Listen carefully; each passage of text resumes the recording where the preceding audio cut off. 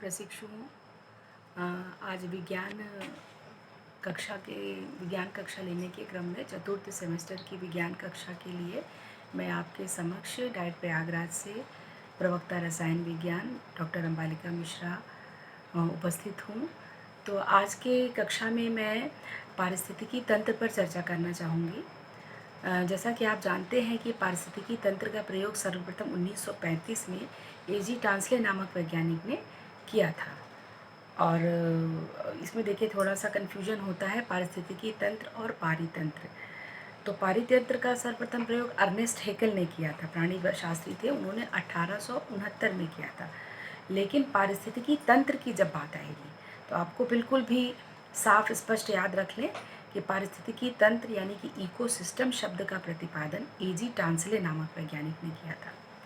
तो अब प्रश्न उठता है कि पारिस्थितिकी तंत्र है क्या, या क्या है, कौन सा ऐसा तंत्र है। तो आपको पता है कि इस पृथ्वी पर विभिन्न प्रकार के वातावरण हैं और विभिन्न प्रकार के जीव, उसमें रहने वाले या वास करने वाले जीव हैं। सब अपना जीवन जी रहे हैं। हर वातावरण या हर जगह की परिस्थितियाँ भिन्न हैं। फिर भी समस्त जीव या वातावरण एक दूसरे से एक कहीं न कहीं एक अंतर संबंध उनके मध्य स्थापित होता है, जिसके कारण वह प्रत्यक्ष या परोक्ष रूप से एक दूसरे से जुड़े होते हैं। तो इसी अंतर संबंध के अध्ययन को एक तरह से हम कह लें कि इसी अंतर संबंध को हम कह सकते हैं कि यही पारितंत्र है। ये जो अंतर संबंध स्थापित होता है विभिन्न प्रकार के पर्यावरण घटकों और विभिन्न उसमें वास करने वाले जीवों के बीच, इसी को हम क्या कहते हैं, पारिस्थितिकी तंत्र। एक तंत्र का निर्माण हो जाता है वहाँ पे। तो उनकी रचना में, कार्यों में, जैविकी में, इन सब की वजह से ये जो संबंध स्थापित होता है, यह केवल कायकी के लिए या केवल फिजियोलॉजी के लिए नहीं, यह एक समग्र संबंध स्थापित होता है। तो अगर हम इसको परिभाषित करना चाहें तो हम कह सकते हैं कि किसी भी स्थान के जीवीय समुदाय और जीवों तथा उनके चारों ओर पाए जाने वाले अजीवीय वातावरण के में पारस्परिक संबंध होता है। और ये दोनों जो जीवीय घटक और अजीवीय घटक, ये दोनों एक दूसरे पर प्रभाव डालते हैं। तो समुदायों के जीवों की रचना, कार्य और उनके वातावरण के पारस्परिक संबंध को ही हम पारिस्थितिकी तंत्र कहते हैं। अब पारिस्थितिकी तंत्र को समझने के लिए, जैसा अभी मैंने आपको बताया कि किसी स्थान विशेष की जलवायु या वहाँ का वातावरण और वहाँ रहने वाले जीवों का अंतर संबंध है। तो इस प्रकार से हम अगर घटकों पर विचार करें कि पारिस्थितिकी तंत्र के घटक क्या हैं, तो बिल्कुल स्पष्ट है कि एक जीवीय घटक है जिसको हम बायोटिक फैक्टर बोल रहे हैं, दूसरा अजीवीय घटक या एबायोटिक फैक्टर।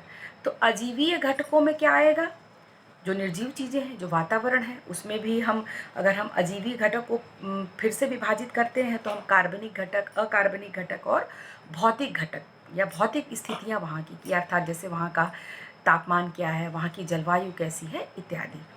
और जीवीय घटक की हम बात करेंगे तो इन सभी पर विस्तार से चर्चा होगी। तो ये आप सभी जानते हैं कि जीवीय घटकों में हम जीव के बारे में डिस्कस करेंगे। जीव में आप जानते हैं कि वनस्पतियाँ भी आती हैं और जंतु भी आते हैं। तो हम वनस्पतियों और जंतु को किस प्रकार से कैटेगराइज करेंगे या उनका वर्गीकरण या उनका विभाजन हम कैसे करेंगे। तो आप सब जानते हैं कि जो इस पर्यावरण या वातावरण में पाए जाने वाले पौधे हैं, वह क्या हैं इस पृथ्वी पर, वह उत्पादक हैं। क्योंकि पौधे ही एक ऐसी जीव हैं जो सूर्य की ऊर्जा को सीधे अवशोषित करके प्रकाश संश्लेषण के द्वारा अपना भोजन बनाते हैं। इसलिए हम उन्हें क्या कह सकते हैं, उत्पादक कह सकते हैं। एक पृथ्वी पर एक इस हमारे पारिस्थितिकी तंत्र के उत्पादक के रूप में हम किसको मानेंगे, पौधों को मानेंगे। और उन पौधों पर आश्रित देखिए कोई भी जीव है वो तो अपना उत्पादन नहीं कर सकता, वो प्रकाश संश्लेषण की क्रिया नहीं कर सकता, क्योंकि उसमें क्लोरोफिल का अभाव है। वो सूर्य की ऊर्जा को सीधे ट्रैप नहीं कर सकता। अगर इस पृथ्वी पर कोई ट्रैप कर सकता है तो वह है केवल हरे पौधे। तो इसलिए देखिए जीवीय घटकों को भी हम दो कैटेगरी में बांट दिए, उत्पादक और उपभोक्ता। पहले हम जीवीय घटक ही डिस्कस करेंगे आपसे, उसके बाद हम एबायोटिक फैक्टर पर आएंगे। तो उत्पादकों में स्पष्ट हो गया कि उत्पादक कौन है इस पारिस्थितिकी तंत्र में, हरे पौधे जो क्लोरोफिल है जिनके अंदर, और वह सूर्य के प्रकाश में प्रकाश संश्लेषण की क्रिया कर रहे हैं। अब अगर हम जीवों की बात करें, जंतुओं की बात करते हैं, तो जंतुओं में हम देखते हैं कि कुछ जंतु ऐसे हैं जो केवल हरे पौधों या शाक सब्जियों पर ही निर्भर होते हैं। उन्हें हम क्या कहेंगे? शाकाहारी जीव कहेंगे। जैसे हिरन है, खरगोश है, गाय है, इस तरह से बहुत से उदाहरण हैं जो शाकाहारी जीव हैं। वो केवल पौधों को या घास फूस को खा के ही अपना जीवन यापन करते हैं। तो ये क्या कहे जाएंगे? उपभोक्ता है। लेकिन किस किस श्रेणी के उपभोक्ता? प्राथमिक उपभोक्ता। हरे पौधे देखिए हो गए उत्पादक, और दूसरा श्रेणी है जीवों का, जो श्रेणी है वो क्या है? उपभोक्ता। उपभोक्ता में भी हमने बात की प्राथमिक उपभोक्ता या प्रथम चरण का उपभोक्ता कौन है? जो पेड़ पौधों पर जो शाकाहारी जीव हैं इस पर्यावरण में हमारे, वह क्या है? प्राथमिक उपभोक्ता है।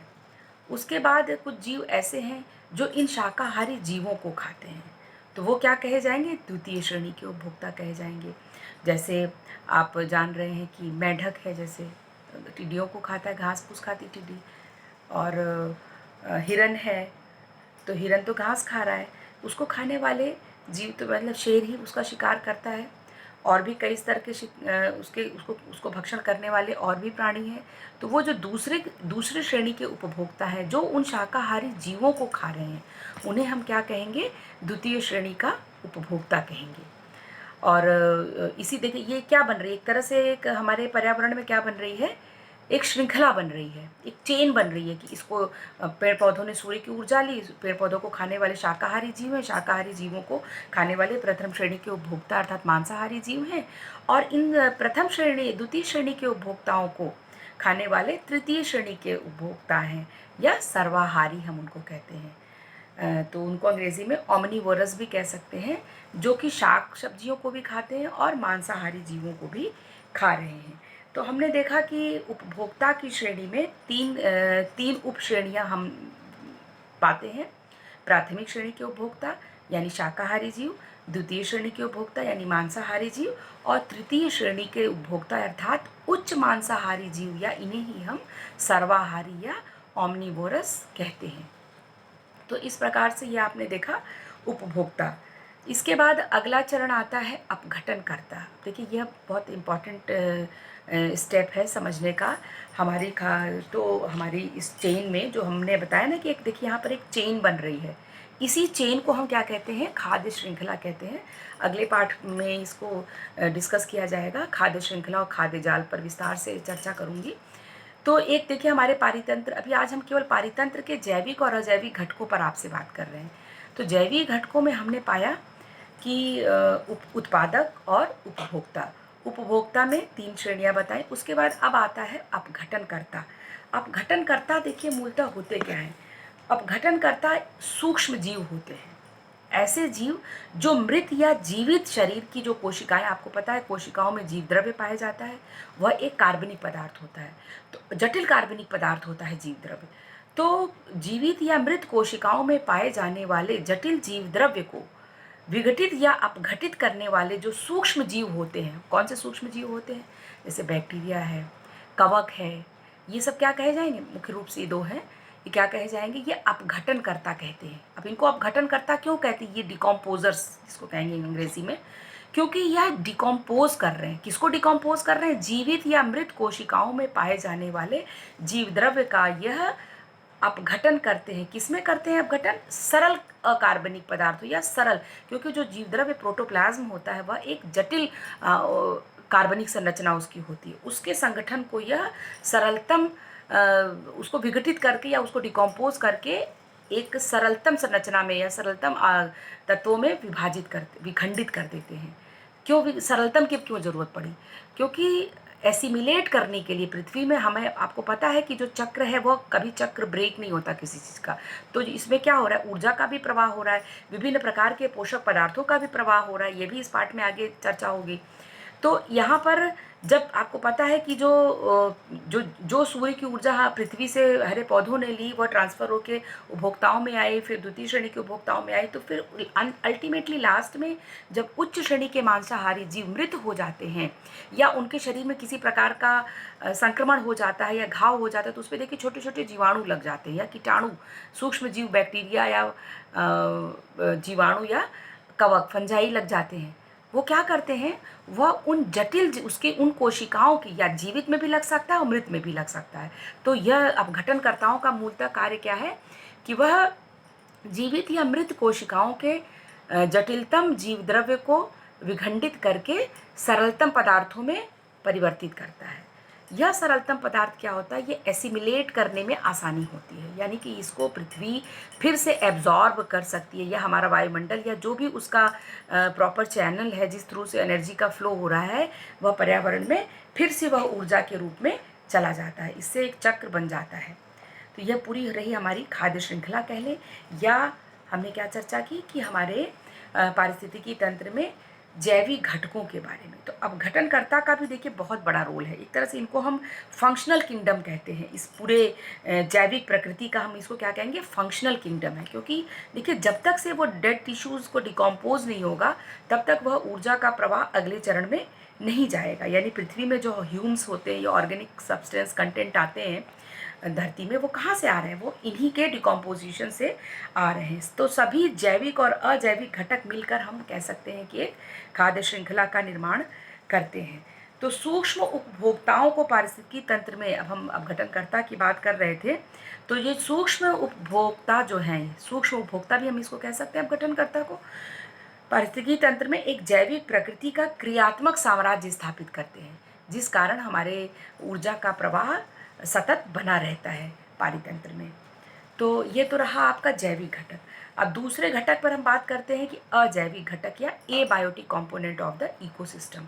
उसमें क्या आएंगे, मैंने बताया पहले अकार्बनिक घटक, अकार्बनिक घटक, कार्बनिक घटक और भौतिक घटक या भौतिक फैक्टर्स जिसको कह सकते हैं।